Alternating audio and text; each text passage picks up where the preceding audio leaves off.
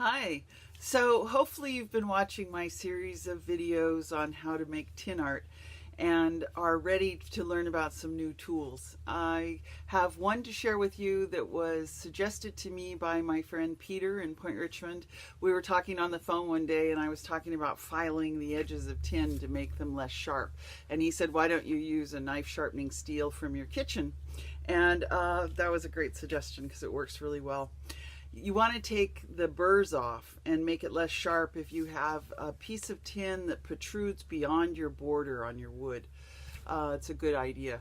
Also, I'll be showing you a nibbler, which are really fun and easy to use and make a big difference if you're trying to make letters. And also a paint tube wringer. That's another way to make dimension, make a different dimension with your tin. So have a look-see and stay tuned. So this is a knife sharpening steel. You can get them at the Goodwill for, I don't know, maybe $2 or less. They work really well. If you just run it along the edge of your tin, it takes the burrs off and makes it way less sharp. It's a great thing. What can I say?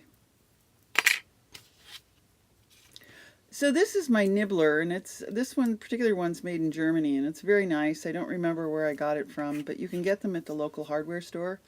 And look how easily, it's like butter. It just goes through so nicely. And if you're trying to make letters, it's really great. If you want to have a different edge as a decorative trim on a piece that you're working on, or what if you had two pieces that you did this to and you interlocked them? That could be a really nice detail as well. Sometimes the little pieces get jammed in there and you have to get a piece of wire and get them out. Works really well. This is a nice, it's a thin piece of tin. So, okay, so here's the tube ringer. That's what it looks like. And you can slip the strip in the front, and then with your left hand, or whatever, your less dominant hand, squeeze it shut, and then with your more dominant hand, turn the handle. And voila, nothing to it. It won't work if you're using a really heavy piece of tin, and unless maybe you're, I don't know, the Hulk. But for thin pieces of tin, it works really nicely. Let's see what happens when you put this through there. Let's thin it a little bit, and then we'll feed it through the wringer.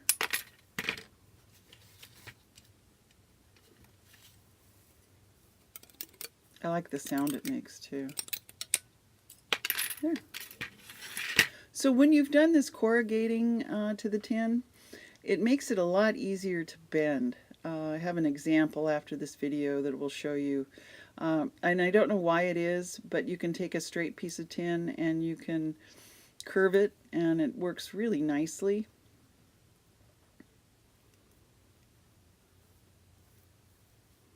So this would be a nice flower center if you had a couple of them and you put them together. Like the stamens. Yeah. And then this takes a little more work because it's not cut out, but you get the idea. Yeah, easy peasy. It's a fun tool to have. I can't remember how much they cost. Maybe they're 20 bucks. I don't know.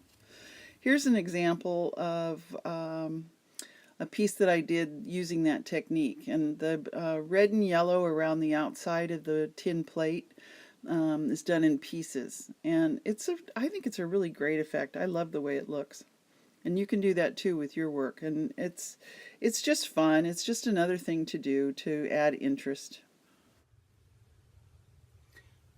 Well, I hope you found those suggestions to be useful and that you'll give them a try.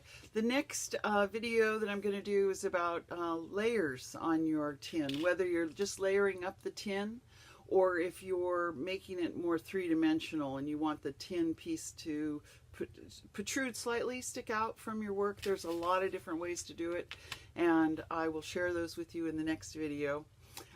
Be sure to like and subscribe, and I'll see you next time. Thanks. Bye.